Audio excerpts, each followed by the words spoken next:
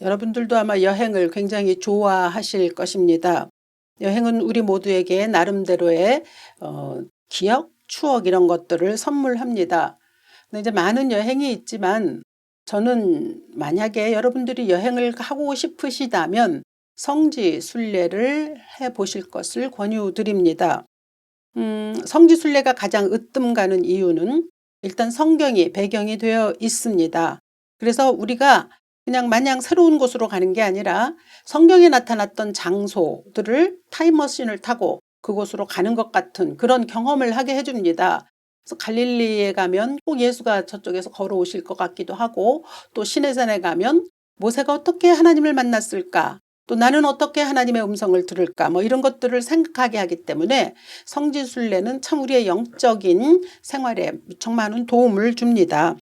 그래서 성지순례가 참 좋다 이렇게 생각을 하죠. 저도 성지순례를 다녀왔는데 그때마다 주신 감동을 아직도 기억하고 있는 편이긴 합니다. 그러나 특별히 오늘 본문에 나타났던 빌립보에서는 참 쉽게 경험하지 못하는 추억을 저에게 주었습니다. 굉장히 오래전 일입니다. 20여 년 전 일인데요. 그때 이제 저희가 사도 바울의 전도 여행지를 따라서 이제 소아시아에서 안디옥 쪽에서 출발해서 터키, 그리스 뭐 이렇게 쭉 다녀왔던 그 여행 가운데 한 남자분이 이제 불신자셨습니다. 그런데 이제 아내를 혼자 보낼 수 없다 해서 당신이 동행해서 따라오셨습니다. 그런데 이제 여행 내내 조금 거리를 두시더라고요. 그러면 이제 우리는 또 눈치껏 또 알아서 이렇게 배려를 해야 되지 않겠습니까? 전부 다 예수 믿는 자들이고 뭐 매번 막 아침 저녁으로 예배드리고 그러는데 그분 좀 불편하지 않겠습니까? 그래도 뭐 예배 때 계속 앉아 계시기는 했습니다. 그렇게 했을 때 이제 저희가 빌립보에 갔을 때죠. 빌립보는 작은 로마라고 불리는 도시여서 로마의 유적은 굉장히 많지만 그러나 정작 기독교의 유적은 크게 없습니다. 그나마 이제 남아있다라고 하는 건 바울이 루디아를 만났던 강가, 그리고 그곳에서 세례를 루디아에게 베풀었다 해서 기념한 세례터가 있습니다.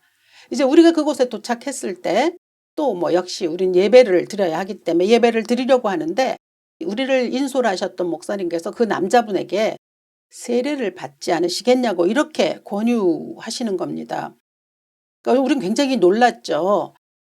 저분이 어떻게 반응할까 무척 정말 조마조마해 했습니다. 그런데 글쎄 의외로 그분이 세례를 받겠다고 하셨습니다.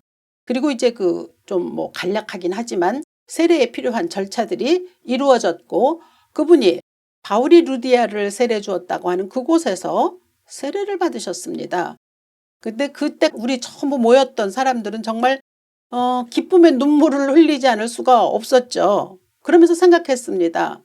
하나님이 우리 알지 못하는 가운데 많은 일들을 행하시고 또 계획하신 일들을 이루어 가시는구나 라고 생각했습니다. 가만히 생각해 보면 그 남편분이 믿지도 않는데 그 성지순례를 내가 따라오겠다고 한 것부터가 벌써 하나님께서 일하신 건 아니겠나 이런 느낌을 우리에게 받게 했을 뿐만 아니라 또 그 아내분이 나중에 얘기하시더라고요. 남편과 함께 교회에 가는 것이 오랜 기도 제목이었다. 근데 하나님께서 오늘 이런 식으로 이렇게 이 일을 이루어 주실 줄은 정말 꿈에도 예상하지 못했다고 하면서 너무 좋아하시더라고요. 그렇게 하나님은 지금도 어디선가 우리가 알지 못하는 가운데 당신의 일을 계획하시고 또 행하실 것이 분명하죠. 바울의 경우에도 그렇습니다. 2000여 년 전 바울이 빌립보에 들어갔을 때 만약에 하나님께서 모든 일들을 행하시려고 이루어 놓으신 일이 없었더라면 뭐 그래도 하나님의 일은 이루어지겠지만 그러나 참 수월하게 이루어졌었던 것을 바울이 또 경험했습니다. 바울은 언제나 이제 전도 여행을 가면 회당을 이제 기점으로 복음을 전파하곤 했습니다. 유대인들은 디아스포라로 여기저기 흩어져 살지만 그러나 언제든지 어디에 들어가든지 언제나 회당을 먼저 짓습니다. 그러니까 마치 중국 사람이 차이나타운 만드는 것과 비슷하다고 할 수 있는데요. 그런데 빌립보에 들어갔을 때는 당연히 회당이 있을 줄 알았는데 없었습니다. 좀 막막할 수밖에 없죠. 그래서 무작정 발걸음이 강가로 옮겨졌던 것이고 그런데 그 강가에 마침 루디아가 기도하러 나왔던 것이고 그래서 루디아에게 복음을 전하고 루디아의 집에서 빌립보 교회가 시작되었습니다. 그러니까 이런 것들은 우리가 하나님의 예정하심이구나, 하나님의 뜻 가운데서 이런 일들이 이뤄졌구나라고 그렇게 생각하지 않을 수 없습니다. 그런 일들이 우리 삶에 참 많이 있죠. 그렇게 해서 이제 빌립보 교회와 바울과의 관계가 지속이 됐는데 참 좋았습니다. 저 신약 뒤에 보면 바울이 서신서를 이곳 저곳에 많이 보냈잖아요. 근데 대부분이 그 교회가 가지고 있는 문제들 때문에 좀 책망도 많고요. 또 이렇게 해야 해 하고 또 지침을 일러주는 게 많다면 빌립보서는 그렇지 않습니다. 그러니까 그만큼 그렇다고 문제가 아주 없는 건 아니었지만 그래도 이제 지금 문제가 있다면 이들의 믿음이 혹시 흔들릴까봐 바울이 겁이 나서 그들에게 이제 권면한 바로 이 2장 12절로부터 16절까지라고 볼 수 있겠습니다. 왜냐하면 바울이 감옥에 갇혔거든요. 이 편지 빌립보서는 그가 감옥에서 보낸 편지입니다. 그러니까 이 성도들 가운데서 목사가 감옥에 갇혔다니 얼마나 낙심이 되고 또 실망이 되겠습니까? 그런데 그냥 낙심되고 실망된 채로 기도하고 견디면 되는데 그 가운데는 믿음이 흔들리는 사람들이 더러 생겨났다는 거죠. 그러니까 바울은 걱정이 된 겁니다. 내가 이렇게 없다고 해서 내 부재로 인하여 사람들의 믿음이 흔들린다는 것은 이건 안 되는 것인데 이걸 어떻게 하면 좋을까 하고 고민하다가 이제 이 편지를 쓰게 된 거죠. 그래서 12절에 그러므로 너희가 나 있을 때뿐 아니라 더욱 지금 나 없을 때에도 항상 복종하여 두렵고 떨림으로 너희 구원을 이루라. 이렇게 권면하지 않을 수가 없었던 겁니다. 교회에서 목회자의 위치 중요합니다. 그렇지만 그 목회자 또 어떤 한 목사가 있다고 하면 바로 그 목사가 없다고 해서 성도들의 믿음이 흔들린다거나 좌지우지된다거나 그럴 수는 없습니다. 그리고 또 그래서도 안 되죠. 믿음은 목사와의 관계로 형성되기보다는 하나님께서 그 안에서 역사하시는 일로 자라고 성장합니다. 제 주위에서 많이 봅니다. 교회나 또는 목사에 대해서 불만이 좀 있는 분들입니다. 그런데도 그분들이 항상 말합니다. 하나님을 바라봅니다. 그래서 하나님께서 주시는 은혜로 살아갑니다. 그래서 그렇게 그들이 그 믿음 생활을 할 수 있는 것은 우리의 믿음을 주장하시는 이, 우리로 하여금 하나님의 자녀답게 하시는 이는 목사 이전에, 사람이기 이전에 그건 하나님이 하시는 일이기 때문입니다. 그래서 본문에서 바울은 그 일을, 하나님이 우리를 향해 베풀어 주셨던 구원의 일을 끄집어내서 그 구원을 가지고 너희들의 믿음을 제대로 세우라고 그렇게 권고하는 거죠. 그러니까 다시 말하면 너희가 구원받은 성도들 하나님의 자녀인데 내가 너희를 구원받게 한 것이 아니지 않느냐. 하나님이 하셨다. 그러므로 그 하나님에게 대한 그 믿음을 지켜내서 나하고 상관없이 온전히 하나님이 너희에게 베푸신 그 구원을 잘 이루어 갈 수 있도록 너희의 매일의 삶에서 지속적으로 노력해야 한다라고 하는 이제 바로 그 이 얘기를 하고 있는 거죠. 그래서 아주 우리가 중요하게 또 신학적으로도 많이 이야기되고 있는 것이 바로 이 빌립보서 2장 12절에 나오는 두렵고 떨리는 마음 떨림으로 너희 구원을 이루라. 바로 그 말씀입니다. 구원은 우리가 잘 알고 있기도 하잖아요.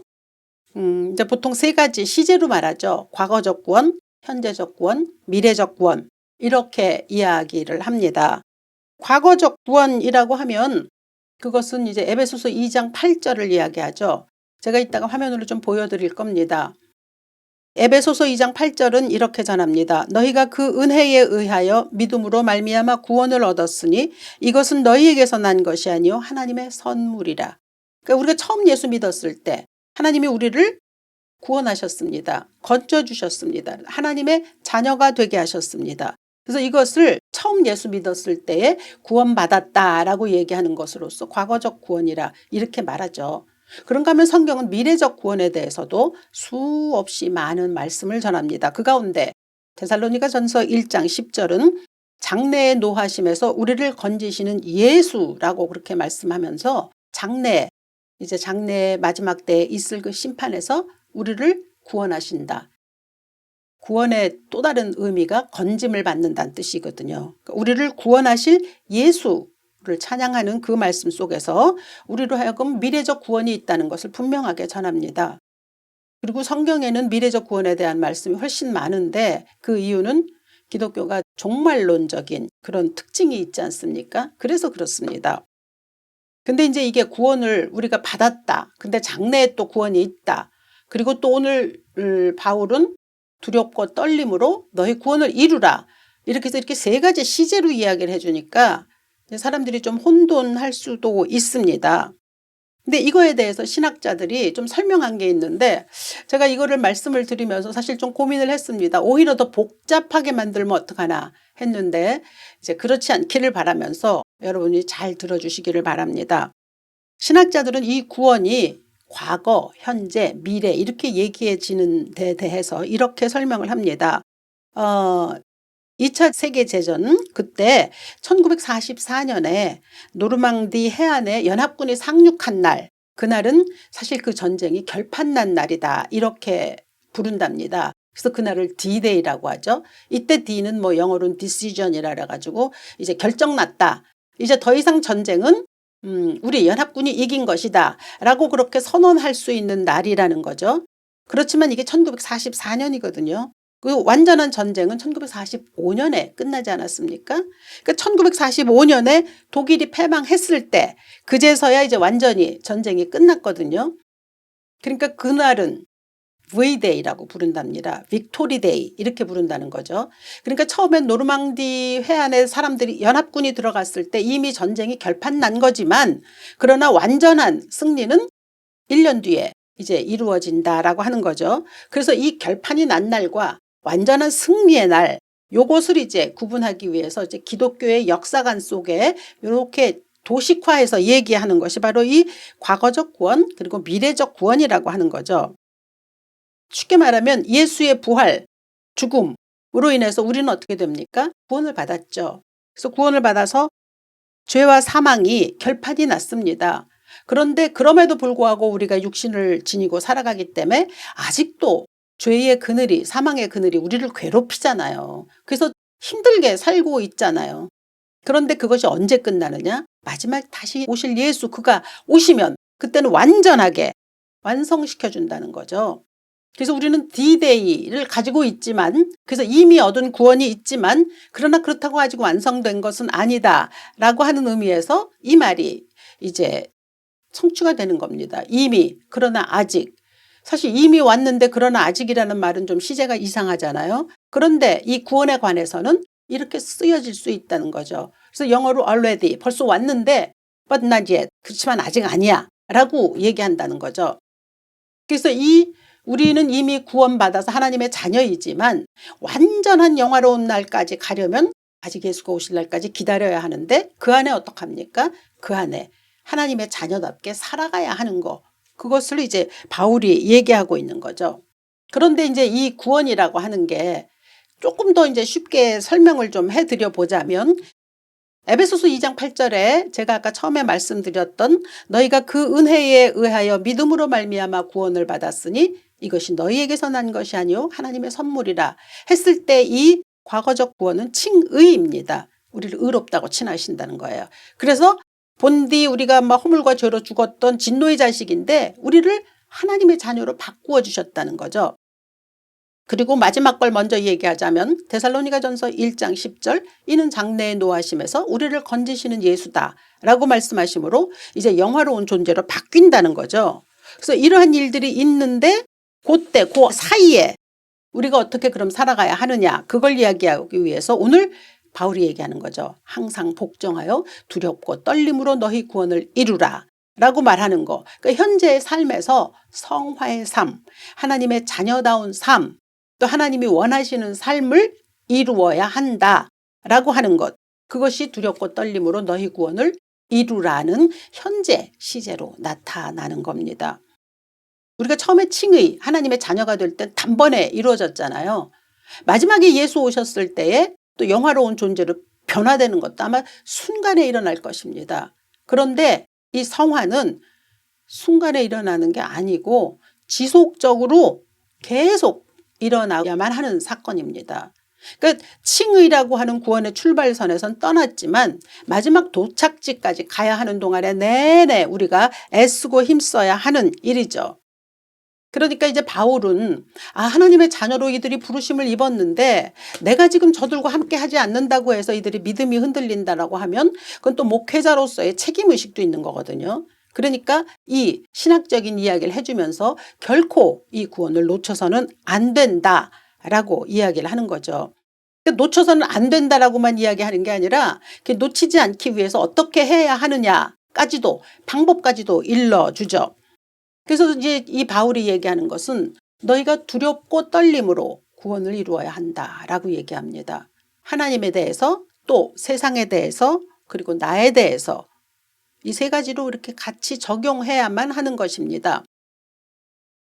먼저 하나님을 향해서 경외심을 잃어서는 안 된다고 바울이 이야기를 합니다. 바울이 지금 이야기하고 있는 것은 구원입니다. 하나님이 너에게 구원을 베푸셨다.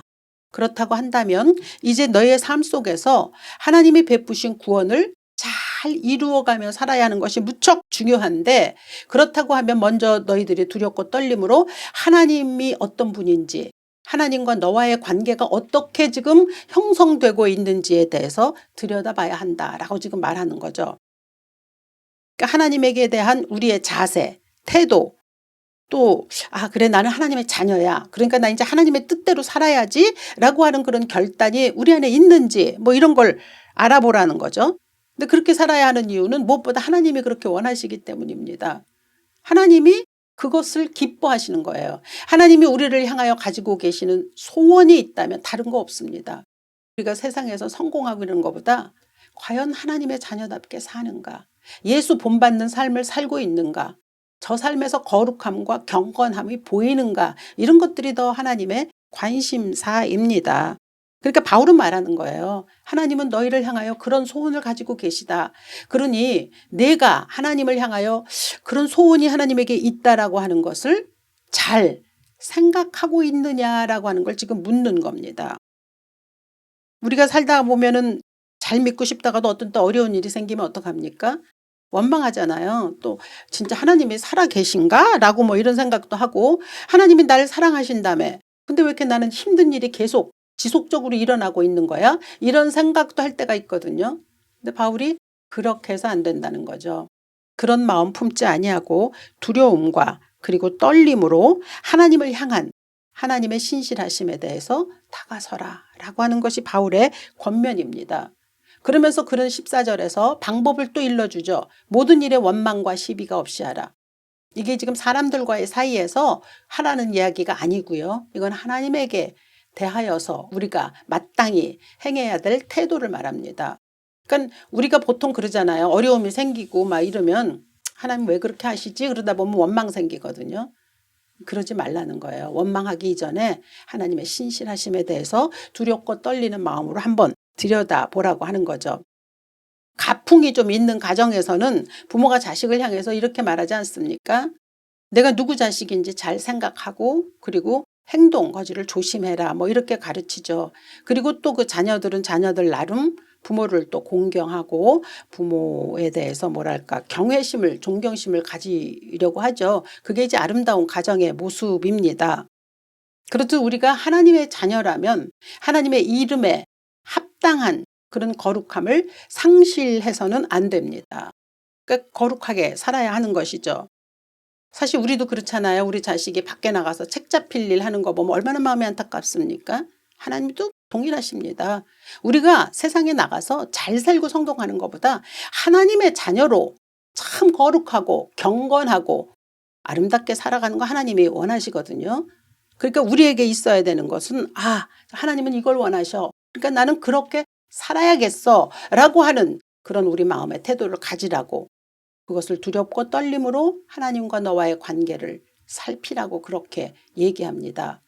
그리고 두 번째로는 세상에 대해서 또 두렵고 떨리는 마음으로 대해야 된다고 하죠. 그러니까 세상을 향해서 두려워하라는 게 뭐 세상을 무서워하라 이런 말이 아니라 세상 우습게 보지 말라는 거죠. 오늘 본문에서 말하지 않습니까? 이 세대가 어떤 세대? 어그러지고 거스르는 세대라고 얘기했어요.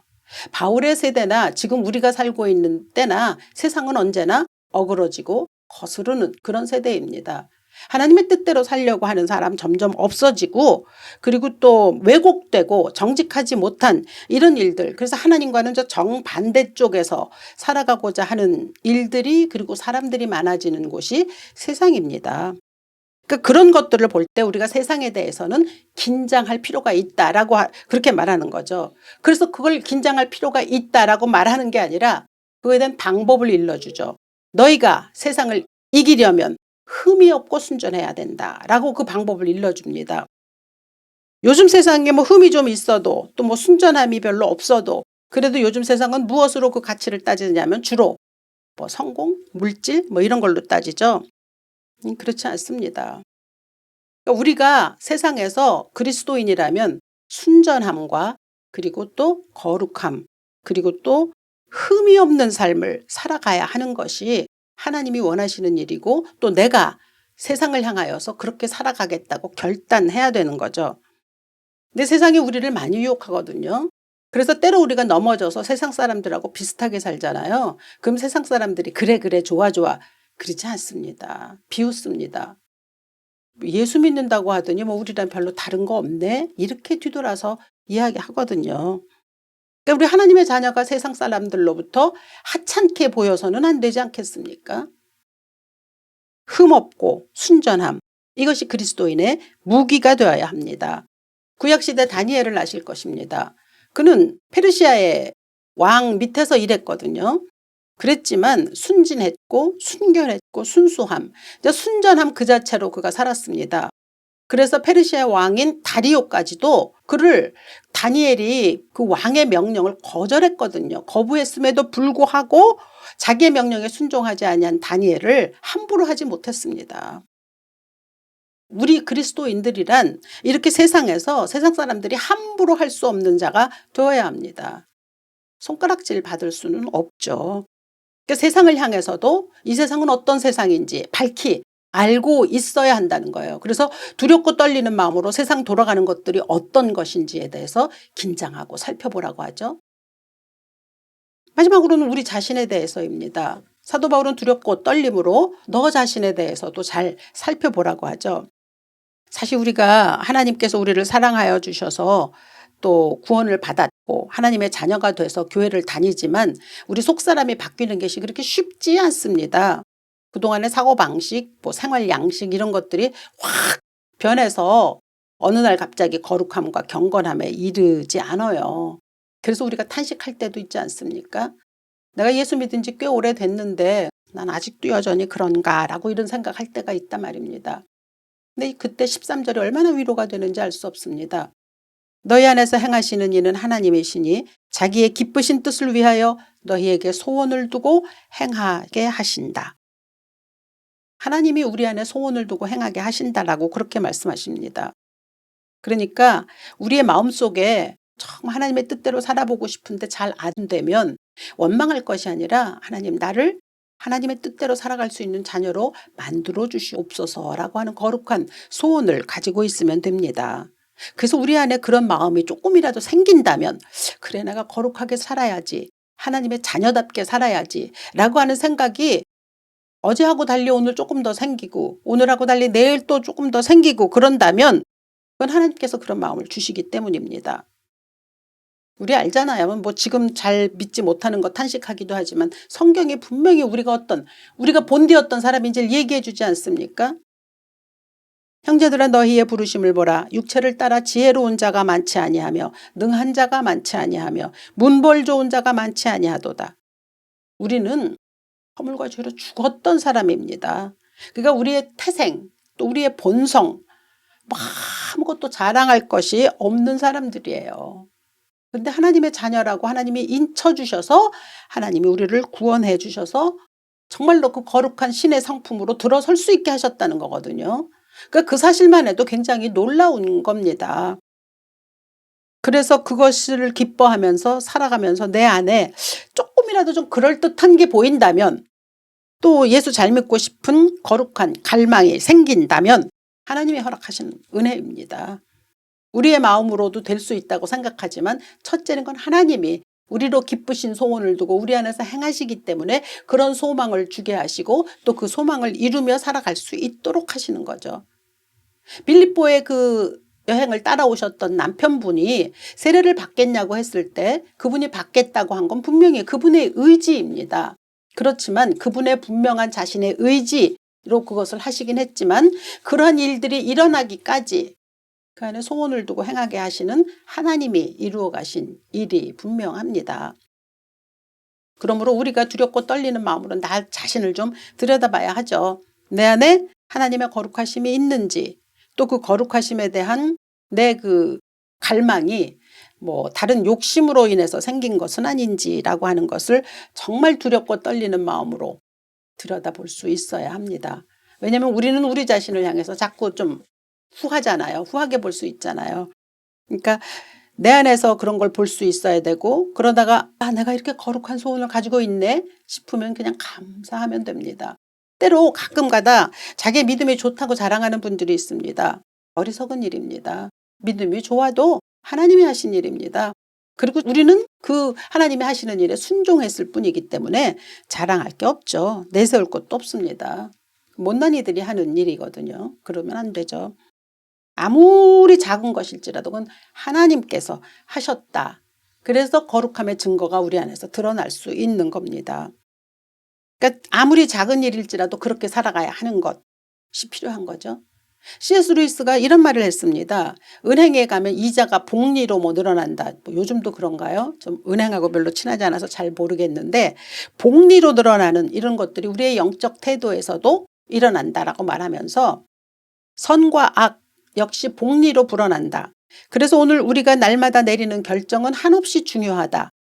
오늘 소소한 선행이 모아져서 언젠가 꿈꿀 수 없었던 놀라운 일이 일어난다. 반면 오늘 사소해 보이는 분노나 욕심에 빠지면 결국에는 커다란 손해나 악의 공격에 무너져 내릴 수 있다라고 말했습니다. 커다란 어떤 일들이 우리를 만들어가는 것이기보다는 오늘 나에게 주어진 한 날 하나님의 뜻을 잘 분별하고 그리고 또 흠없는 삶을 살려고 또 아주 세밀한 부분까지 작은 부분까지 순전함을 잃지 않도록 노력해야 하는 것이 우리에게 주어진다라고 하면 그렇다고 하면 우리는 아름다운 구원을 이루어갈 수 있을 것입니다.